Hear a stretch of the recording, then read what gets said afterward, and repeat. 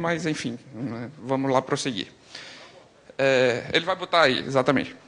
Boa tarde, meu nome é Lucenildo, eu sou do NIC BR, e hoje eu vou falar para vocês, está na pasta IPv6 aí. Pode abrir a PDF, por favor.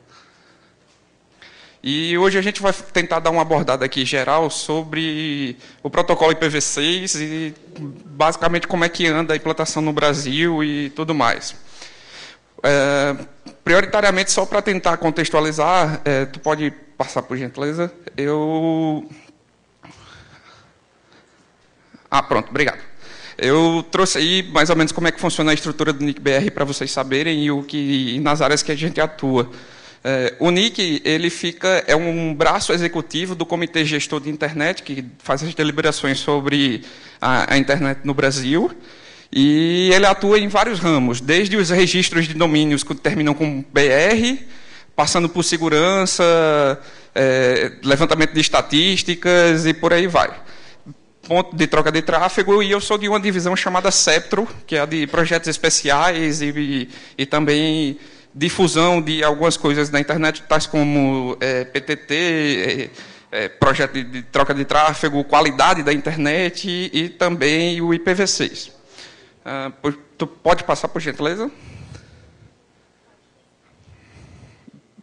O comitê gestor ele é composto por 21 membros, dos quais 9 são indicações do governo e os outros 11 são da sociedade civil como um todo. Esse modelo é um modelo que se chama de multi-stakeholder, ou seja, todo mundo da sociedade mete o bedelho lá e define quais são os rumos da internet brasileira.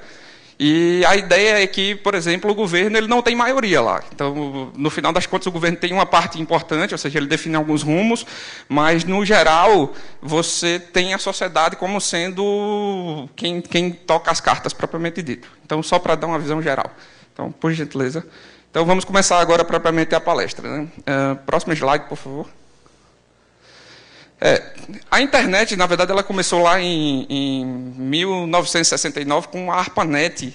E a ideia era tentar fazer um modelo que você não ficasse dependente da rede de comutação de circuitos. Ou seja, a ideia era que a gente saísse daquele conceito de eu preciso fechar um circuito fim a fim para tentar me comunicar com alguém. Então, eu vou ter entidades na internet, que hoje a gente chama de roteadores, que eles criam um caminho, eles criam o circuito, eles criam a rota para que eu chegue num certo lugar. Na ocasião, a turma, quando fundou a ARPANET, quando começou a contextualizar a ARPANET, eles disseram que a gente precisa identificar univocamente, ou seja, unicamente alguém na internet. Como é que a gente vai fazer isso? Então, como é que eu identifico uma pessoa unicamente hoje em dia? Aqui no Brasil, como é que a gente identifica unicamente uma pessoa? Um tal de CPF. Hoje em dia, todo mundo tem o CPF, ele é único. Hoje a criança nasce, você tira já o registro na maternidade, já sai com o número do CPF. Então, a ideia era unificar, era tentar identificar cada nó da internet de maneira única. E aí surgiu o IP. O famoso IP que todo mundo usa até hoje, que hoje a denominação formal dele é IP versão 4, ou seja, Internet Protocol, na sua versão 4, é ele composto por 32 bits, dividido em 4 octetos e por aí vai. Então, a ideia, inicialmente, era identificar para poder fazer a comunicação dentro da ARPANET. Então, por gentileza. Então, o que foi que aconteceu? Inicialmente, a turma, vamos fazer uma coisa muito grande, um número com 32 bits. Esse número com 32 bits dava pouco mais ali de 4 milhões de endereços. Em 1969, vocês devem imaginar 4 milhões, o cara, meu amigo, acabou o problema de todo mundo, tem IP para todo mundo, tá.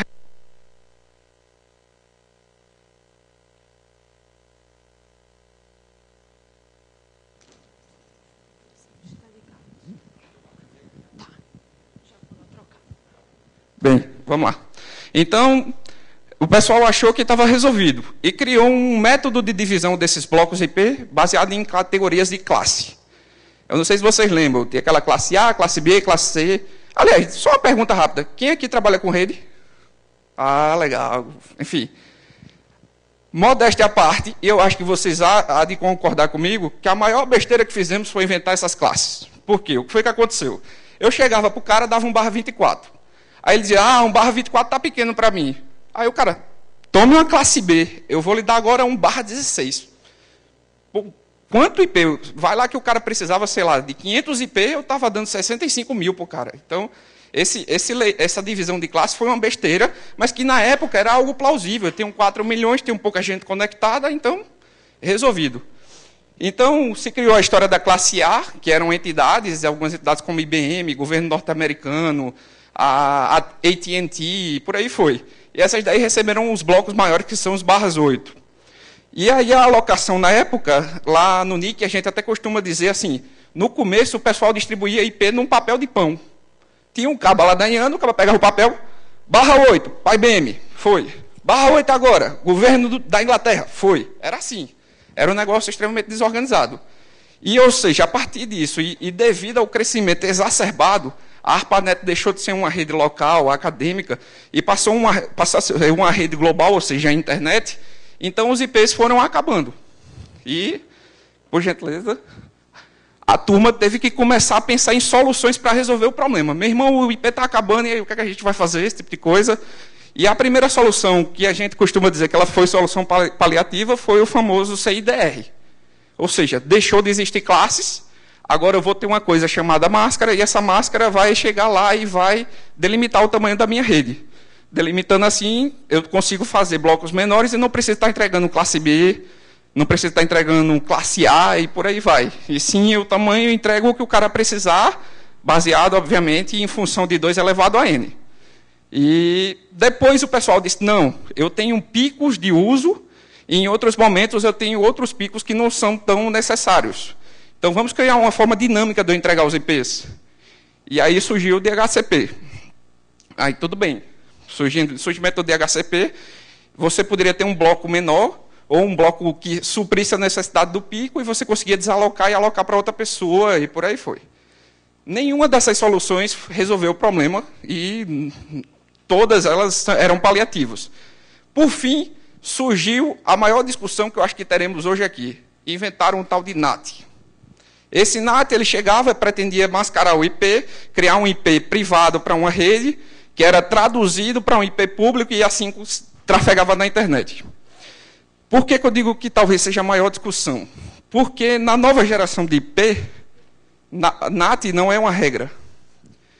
E eu até preferi separar, assim, num slide separado falando sobre o NAT, para tentar discutir um pouco sobre qual é o grande problema. Eu acho que a maior desvantagem do NAT, na verdade, é quebrar o modelo fim a fim.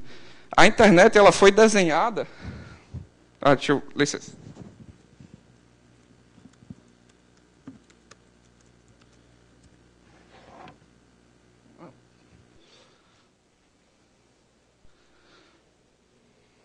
Não.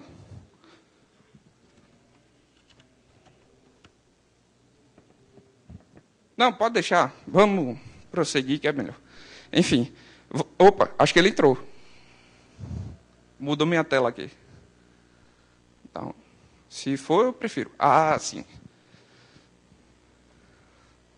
Obrigado.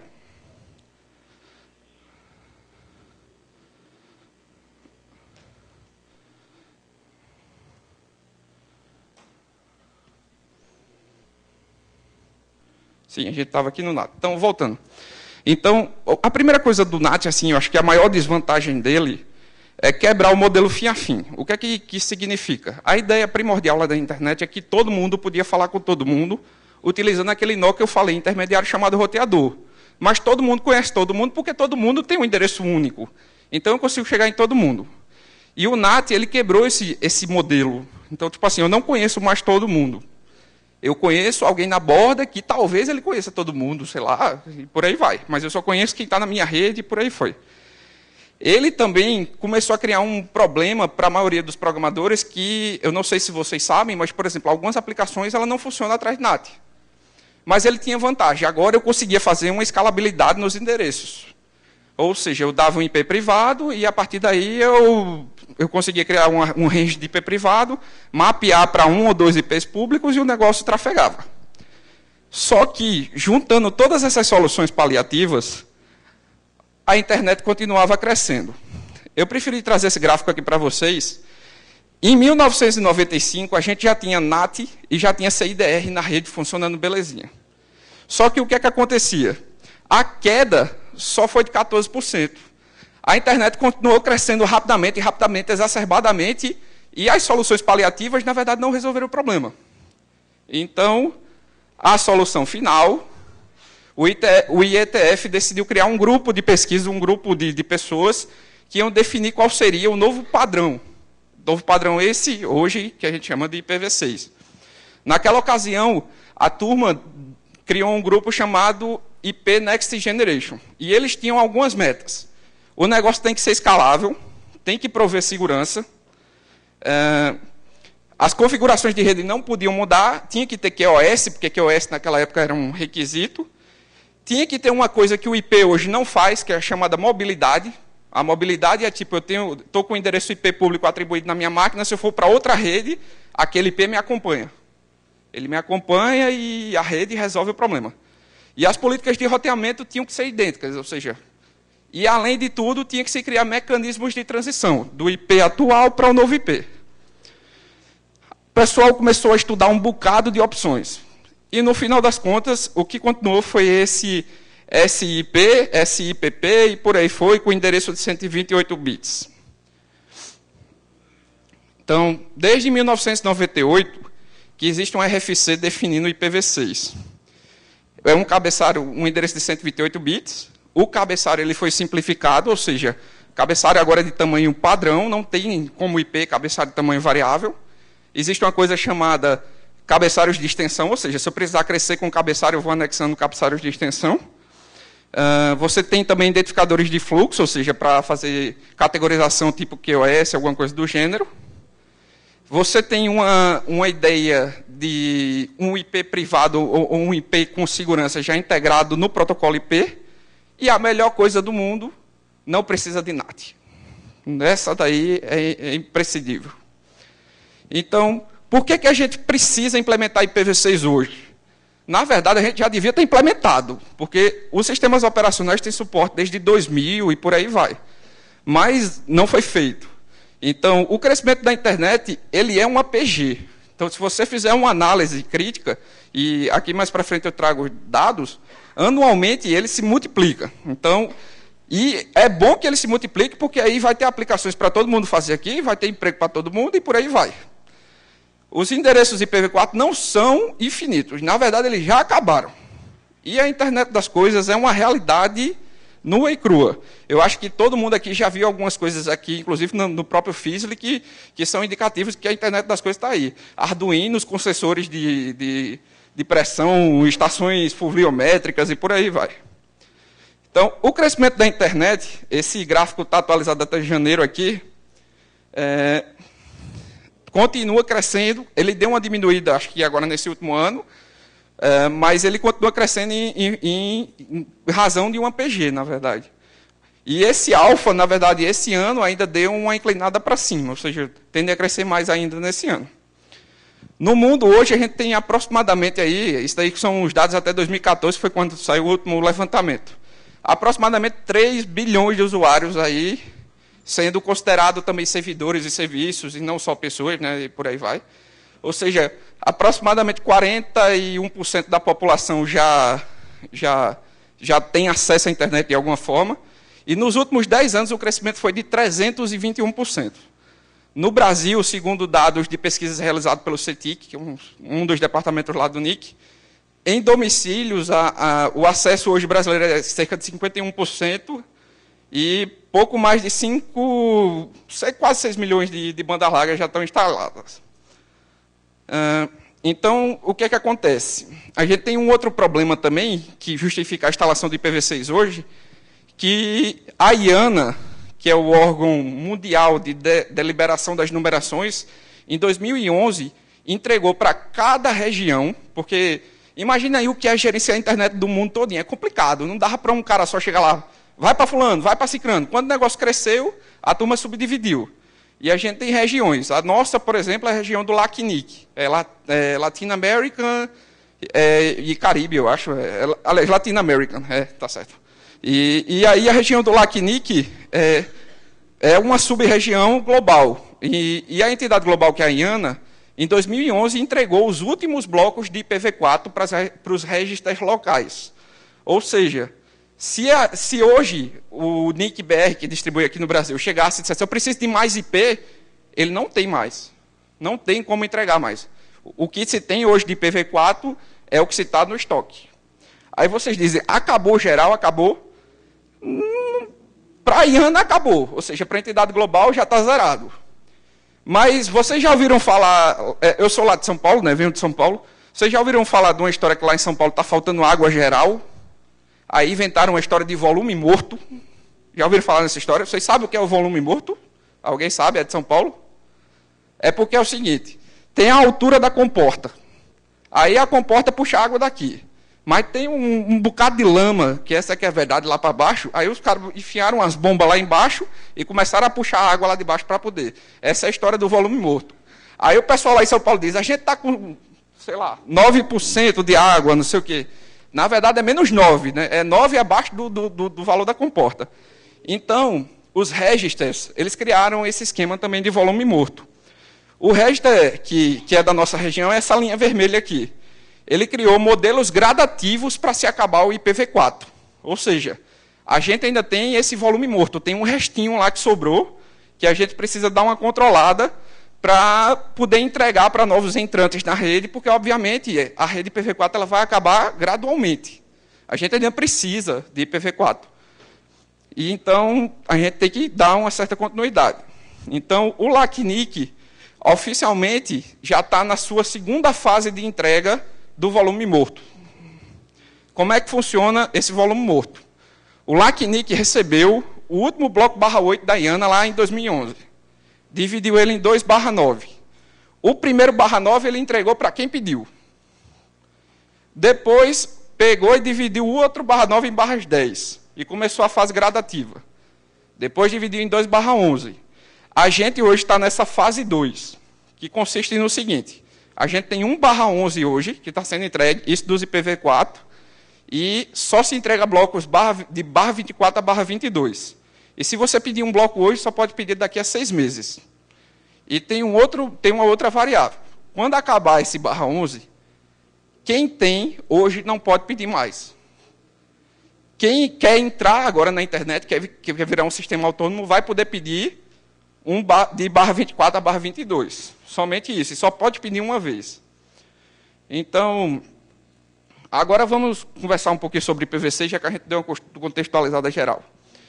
O IP e o IPv6 são iguais, a ideia é que eles tivessem equivalência funcional. Ou seja, o que um faz, o outro vai fazer. Não necessariamente faz do mesmo jeito, porque, obviamente, são protocolos diferentes. E, obviamente, a engenharia ela não é uma coisa dummy, tipo, a gente fez besteira no passado, não vamos fazer no futuro, né? Vamos tentar melhorar, aprimorar as coisas e por aí foi. Então, a ideia é que se tenha equivalência funcional, mas que as premissas da internet fossem renovadas. Ou seja, a ideia é que comunicação direta de um nó da internet para qualquer outro seja preservado, que todo mundo receba endereço público, que a inteligência continue nas bordas, que o core da rede, o core da internet tem que ser o mais dummy possível. O core da rede só tem que encaminhar pacote, não pode ter inteligência. E que, obviamente, pudesse criar uma estrutura que ela fosse aberta, padronizada com padrões abertos, para que a internet continue evoluindo. Então, ou seja, para que qualquer startup consiga implementar o protocolo e botar para frente. Então, o protocolo IP e IPv6, eles são idênticos na sua funcionalidade e são implementados de forma diferente. Então, vamos lá. A implantação de IPv6, ela deveria ser dessa forma. Lá em 2000 começou o processo de implantação, deveríamos passar por pilha dupla, e hoje, assim, entre 2006 e 2010, já deveria estar praticamente acompanhando o crescimento da internet. Só que, na verdade, o que está acontecendo é isso. O pessoal deixou acabar o IPv4. Quando acabou o IPv4, que agora o NIC BR não aloca mais blocos, aí o pessoal está implementando IPv6 assim, do nada. Correndo atrás do prejuízo e fazendo esse tipo de coisa. Mas aí vocês dizem, tá, beleza, e os números? E como é que estão essas coisas? Hoje, cerca de 15% dos sistemas autônomos brasileiros eles já trabalham com IPv6. E também do top 1 milhão de sites, cerca de 8% já também tem IPv6. Sobre esse gráfico daí, é um gráfico que o Google está fazendo um levantamento estatístico de acesso IPv6. E eu não sei se vocês sabiam, a divisão lá do Google Chrome inventou um algoritmo chamado Happy Eyeballs, que ele faz conexões preferenciais por IPv6. Ou seja, se você tiver IPv6, ele tenta abrir logo um socket com IPv6 e um socket com IPv4 e tenta dar uma vantagemzinha para IPv6, ou seja, tenta já botar o tráfego para IPv6. E com relação aos números brasileiros, cerca de 8% dos acessos ao Google hoje, brasileiros, são feitos a partir do protocolo IPv6. Aí eu tentei trazer uns dados mais globais, né? Aproximadamente 40 GB de todo o tráfego do maior Internet Exchange do mundo, que é o AMSX lá, cerca de 40 GB já é através de IPv6. E aqui no Brasil, no tráfego agregado do PTT, aproximadamente 8 GB, acho que está dando quase 9 GB, também é por IPv6.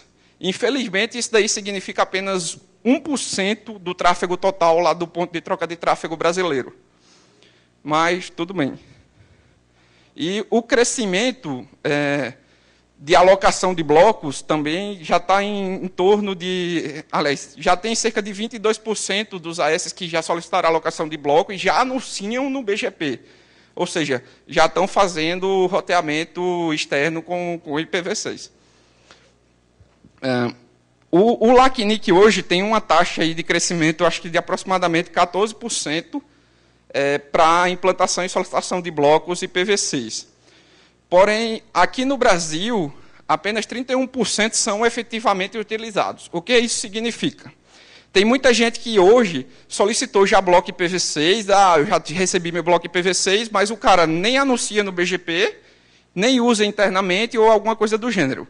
Então, basicamente, tem gente que tem, eu não sei se é medo, ou se ainda não tem equipamento compatível, alguma coisa do gênero, mas já recebeu o bloco e ainda não alocou. Agora vamos falar um pouquinho sobre implantação e depois vou mostrar aqui um vídeo para vocês que dá uma geral, foi feito lá pela UNIC. Quais são as grandes dificuldades para a gente implantar o IPv6? Uma delas é a história do NAT. Muita gente ainda acha que o NAT é a solução, vai resolver o problema, e que não ter NAT é problema de segurança. E, na verdade, isso não procede.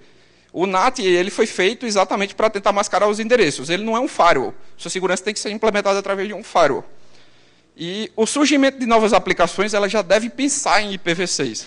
Algumas aplicações legadas, elas estão se modernizando, estão trocando, mas, no geral, a maioria das aplicações ela funciona nativamente com IPv6. Quando você ativa no sistema operacional, o Apache, a maioria dos servidores Nginx, a maioria dos servidores web, eles já implementam.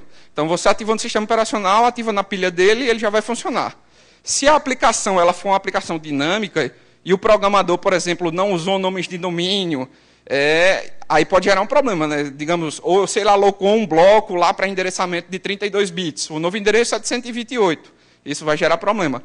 Mas se o cara fez algo mais modular, implementou usando nomes de domínio, e no seu servidor DNS você já aponta com IPv4 e IPv6, esse negócio vai ser meio que transparente. Obviamente, se o servidor também tiver endereço IPv6 ativo. Então, o custo de implementar hoje é você se capacitar, porque a maioria das pilhas open source já tem IPv6, a maioria das linguagens de programação já funcionam com IPv6. Por exemplo, em C, você simplesmente tem que mudar uma flag lá de inet para inet6 e está resolvido o problema. E em Java, você chama uma classe maior inet address e depois inet address 6 ou inet address 4 e também está resolvido o problema. Enfim. Como eu falei, os sistemas operacionais hoje todos já têm suporte a IPv6, então não é problema. E, enfim, aí, só antes de eu falar aqui sobre capacitação, eu queria mostrar um vídeo para vocês. O Nick produziu esse vídeo. A internet é algo que tem feito perdão. Vou tentar baixar. Para os indivíduos. As pessoas usam a rede para aprender, para trabalhar, fazer negócios, para se divertir e se relacionar. Todos concordam que a internet é algo bom. Ela deve ser preservada e deve continuar a se desenvolver. A internet depende de tecnologia para funcionar. Ela usa um protocolo, que é um conjunto de regras para os computadores e outros dispositivos eletrônicos conversarem entre si. O coração da internet é o protocolo IP, ou Internet Protocol.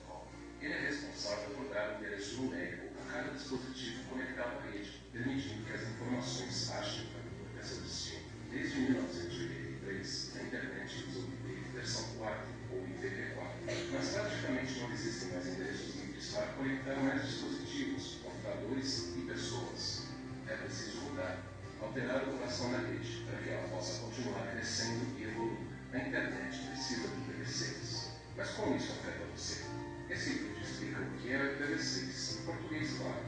Vamos conhecer o Mário. Ele é o típico usuário da internet. Sem IPv6, ele pode ter alguns problemas no futuro. Mário perceberá que alguns dos sites e redes sociais que ele costuma usar ficaram mais lentos. Em alguns, por exemplo, ele não vai mais conseguir acessar os vídeos. Uns poucos simplesmente não vão carregar mais. Ele também terá problemas quando tentar jogar online com os amigos. Algumas videoconferências não funcionarão direito. O som e o vídeo ficarão estranhos. Ele é fotógrafo amador e costumava compartilhar uma tonelada de fotos com seus amigos via fora, mas isso também não funcionará mais. Ao falar dos seus problemas com um amigo técnico, Mário vai descobrir que eles acontecem porque seu provedor começou a compartilhar os endereços IP usando uma técnica chamada Carrier Grade NAT, ou CGNAT. Isso significa que dezenas de pessoas compartilham o mesmo endereço na rede. O preço da internet também vai aumentar com o tempo. Ela não vai crescer mais tão rápido e será mais difícil desvendar fraudes e outros crimes. Mário e muitos outros usuários da internet não ficarão nada satisfeitos com esse cenário. Outra pessoa que quero que você conheça é a Joana. Ela também é usuária da internet, mas terá uma experiência bem mais interessante com a rede do que o Mário nos próximos anos. Vamos imaginar um cenário em que a implantação do IPv6 será um sucesso. Ao se mudar para sua nova casa, Joana ficará encantada com as lâmpadas, que mudam de cor e podem ser controladas pelo seu celular ou tablet. As luzes acenderão suavemente pela manhã para acordá-la, e o ar-condicionado se ajustará sabendo que ela está chegando do trabalho no fim da tarde. Ela encontrará em seu futuro cada vez mais dispositivos conectados à rede. Usará roupas inteligentes para monitorar seu estado de saúde constantemente, e seu carro mandará uma mensagem quando precisar de revisão. As redes sociais, compartilhamento de arquivos, videoconferências e jogos funcionarão cada vez melhor e serão cada vez mais incríveis. Joana ficará satisfeita ao perceber que mais e mais gente está conectada à rede. A inclusão digital será uma realidade. Ela e muitos outros usuários talvez nunca tenham ouvido falar de IPv6, mas estavam muito satisfeitos com essa nova internet.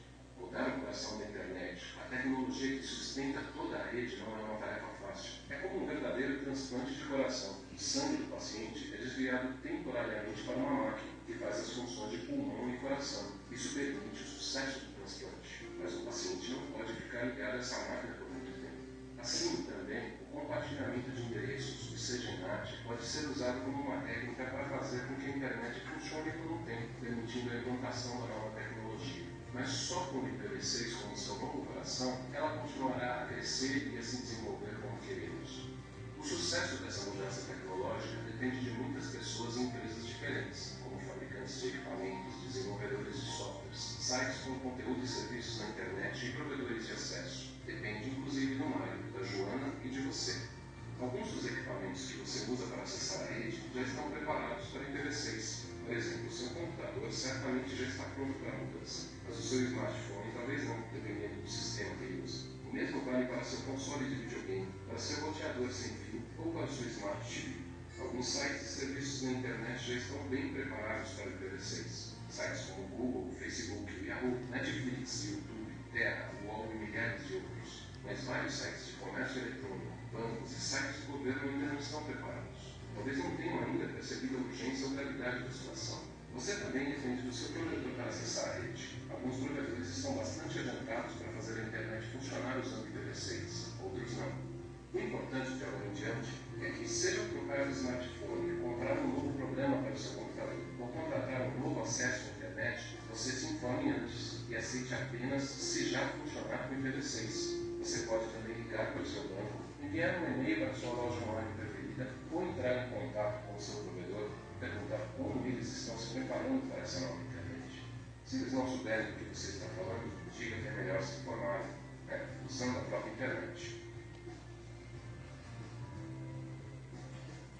Bem, enfim, o vídeo era esse só para dar uma geral também, mas, como eu estava falando, no caso para a gente, o que a gente está precisando hoje, especialmente, é capacitação.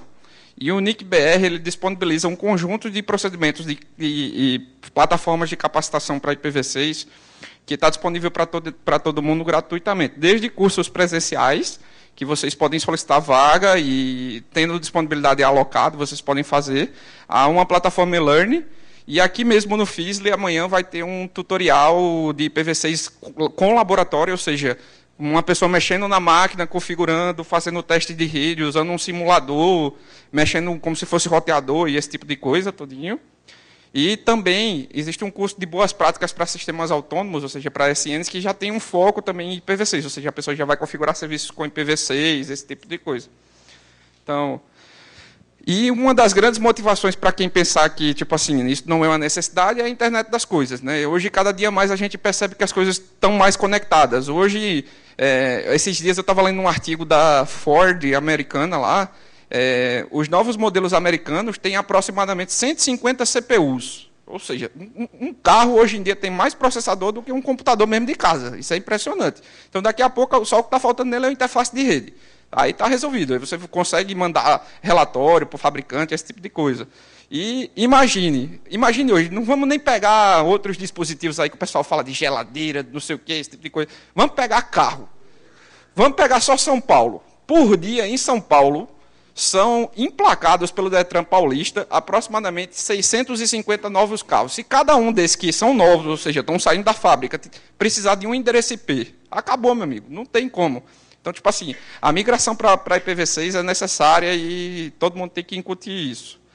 Enfim, amanhã, só para dar uma geral sobre o curso, a gente vai, é um mini curso aí de 4 horas, a gente vai ter prática, algumas práticas básicas com IPv6 e a gente vai mostrar como é que funciona, por exemplo, descoberta de vizinhança, funcionar o IPv6 numa rede local e tudo mais.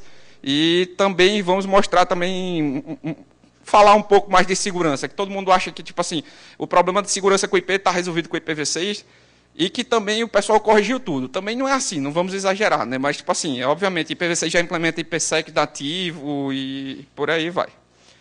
Enfim, gente, a ideia dessa palestra era dar um overview geral, tentar motivá-los e também eu estou aqui para tirar um conjunto de dúvidas.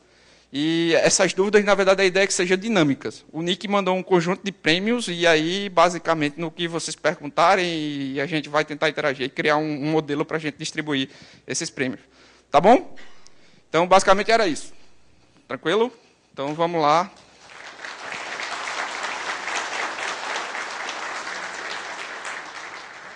Também não é para tanto, gente. Vamos para o curso amanhã, que é mão na massa e aí, beleza. Tranquilo? Vamos lá.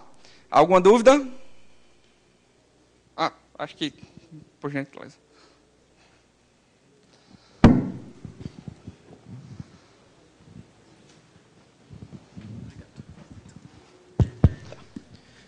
Para uma pessoa que, por exemplo, na sua própria casa, contratou um serviço há pouco tempo, digamos, contratou da GVT, que é bem conhecida aqui. Uhum.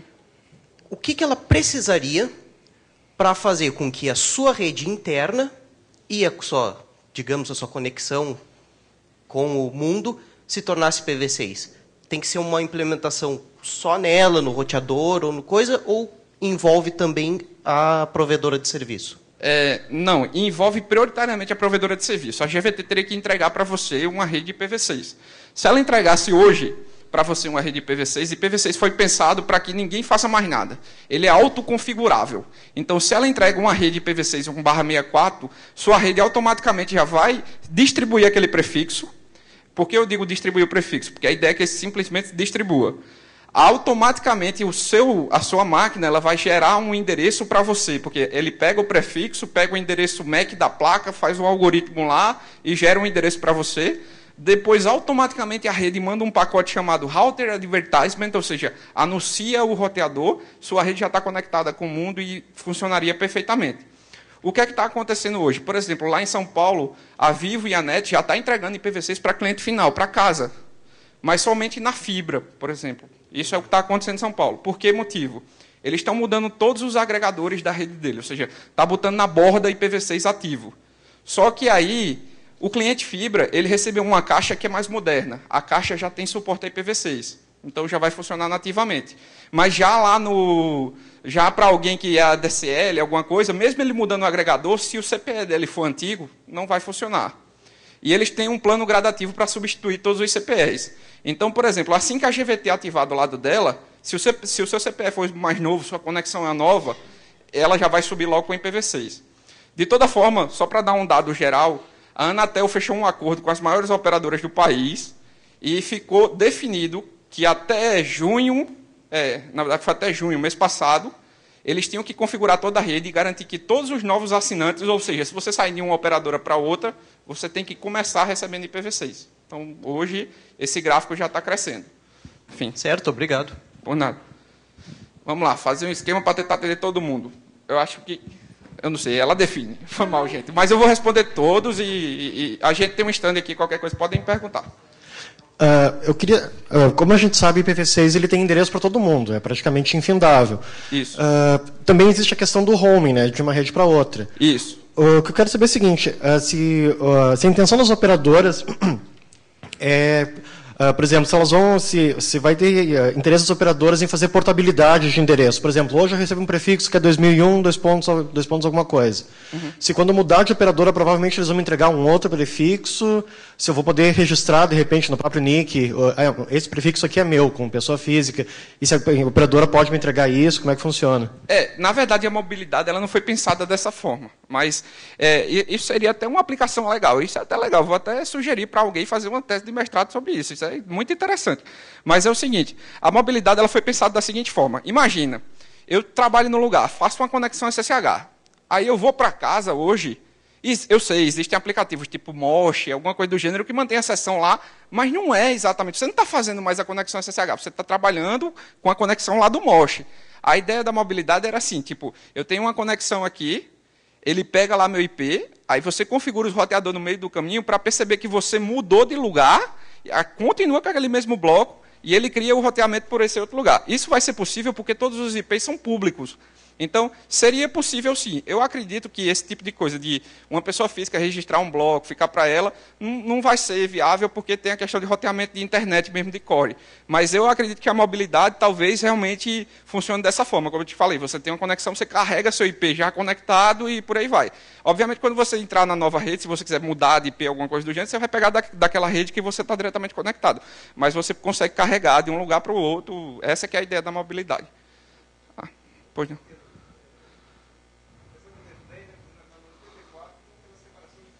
Sim. Sim.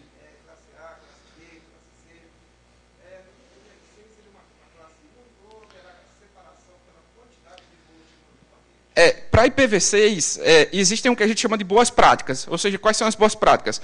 São recomendações que o NIC-BR e a IANA e todos os registros já registraram para poder delimitar como é que funciona esse negócio. E aí, quais são as boas práticas?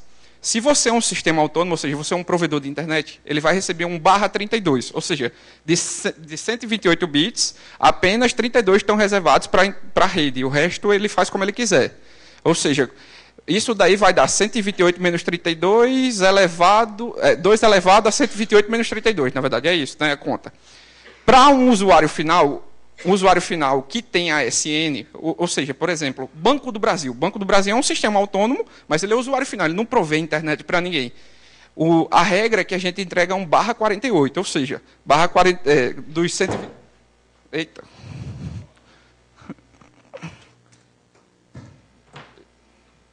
Vou fechar aqui.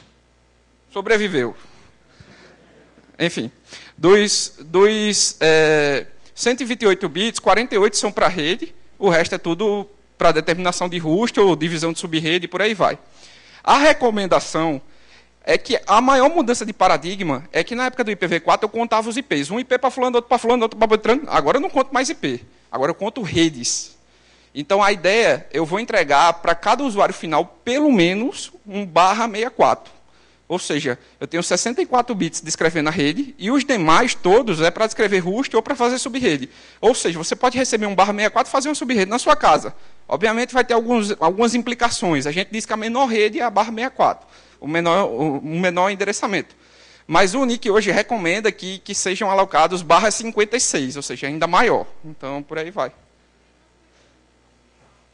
Claro. Peraí, deixa eu só fazer. O rapaz ali de vermelho, lá no final, ele havia perguntado antes, eu já tinha visto. E eu volto a dizer, gente, a gente tem um stand aqui no evento ali, no NIC-BR, tem um bocado de gente da equipe lá capacitada a responder, tirar qualquer dúvida, também tem folheto informativo, e, por fim, é isso aí. Uma pergunta, acho que mais voltada à questão de segurança. Claro. O usuário final, tendo o IPv6, independente da sua rede interna, ele acaba estando na borda, ou seja, está de cara para a internet. Eu sei que, por mais explicações que haja, dizem que ele é mais, chega a ser até mais seguro. Eu quero saber como que ele é o mais seguro, assim. Vamos lá. Primeira coisa. A gente estava até brincando. Todo mundo, vai ter uma pergunta de segurança. Realmente tem isso. É porque é o seguinte. Ao longo do tempo, deixa eu te fazer uma pergunta. Você comprou 5 carros Chevrolet na sua vida. O 6º você tende a comprar o quê? Chevrolet, porque você já sabe como é. Você viveu a vida inteira usando IPv4. Quando você chega com uma coisa nova, primeiro você já tem logo medo.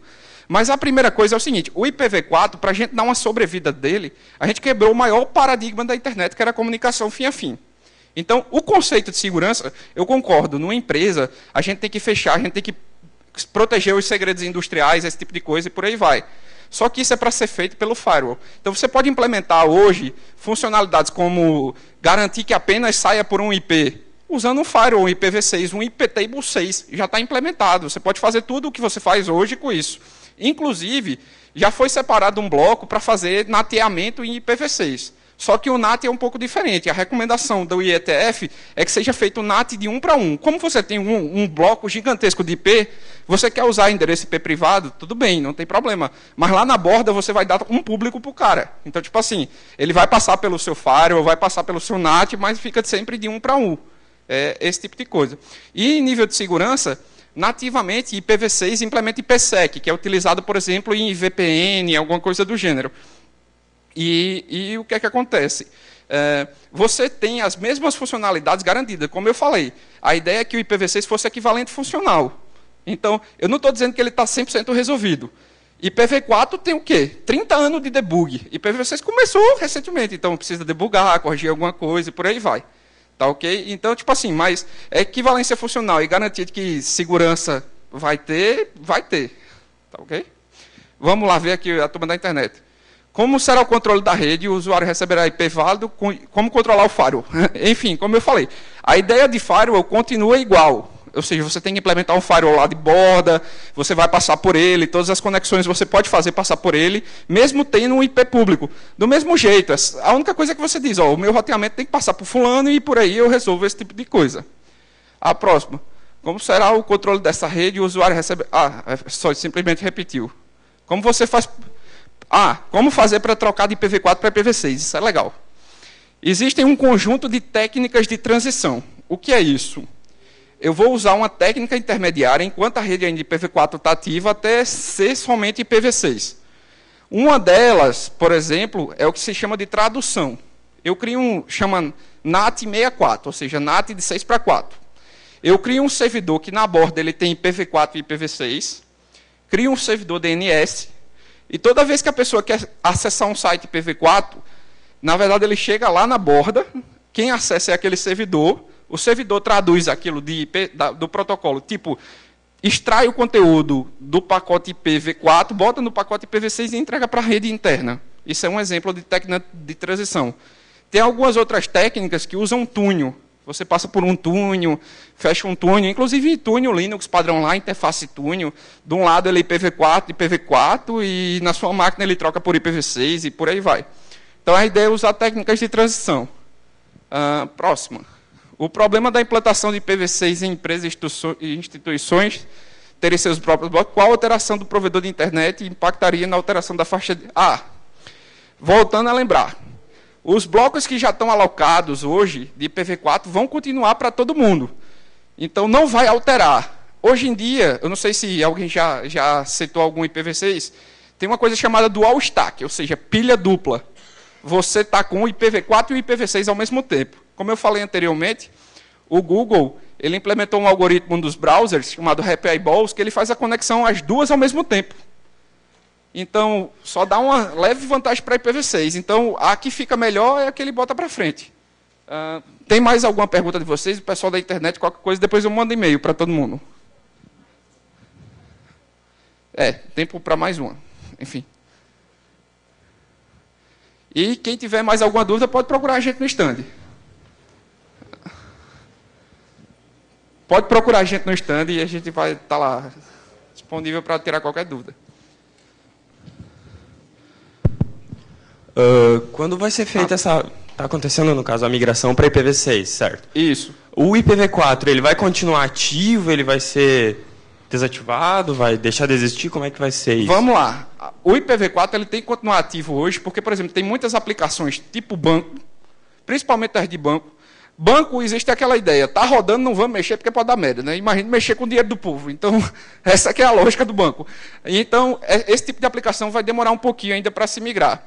Mas eu vou te dar um exemplo muito claro que está acontecendo hoje. O Facebook, os programadores do Facebook, fizeram um programa para desenvolver todas as aplicações agora em IPv6.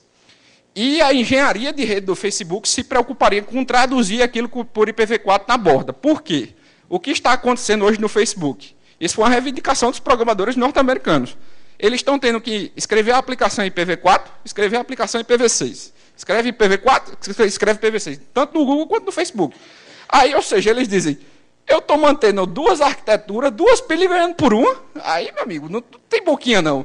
Então, a solução deles foi o seguinte. Estão com um workgroup lá, um grupo de trabalho, para desenvolver exclusivamente em IPv6, perdão. A rede deles, a maioria dos serviços hoje já está em IPv6 nativo e por aí vai. E na borda da rede deles, isso vai ser convertido, para quem ainda não tiver. Então, o que é que vai acontecer? Naturalmente, todo programador vai ter esse pensamento também. Eu vou manter duas pilhas, uma pilha legada, eu vou ter que manter IPv6 agora, porque não tem mais endereço, se eu chegar hoje num dia que não tem. Então, gradualmente, isso daí vai acontecer. Ou seja, vai acontecer aos poucos e o jeito é esperar, mas vai ser natural. O pessoal que mandou as perguntas pela internet pode ir lá no stand do Nick que vai receber um CMAT Box, que é um brindezinho que o Nick mandou, um Access Point. Eu não sei se está aqui, enfim. Como eu falei, lá no stand do Nick tem gente capacitada para tirar muitas dúvidas sobre IPv6. Eu sei que o tempo aqui é curto e a ideia foi dar um overview de como estava, para vocês saberem e se extingarem a fazer tudo agora mais para o lado de IPv6, porque é o futuro e é o que a gente tem que fazer. Mas amanhã tem um curso e qualquer dúvida, dê uma passada aqui no stand do Nick, tem muita gente lá legal e brindes e por aí vai. Tá bom? Foi um prazer, gente.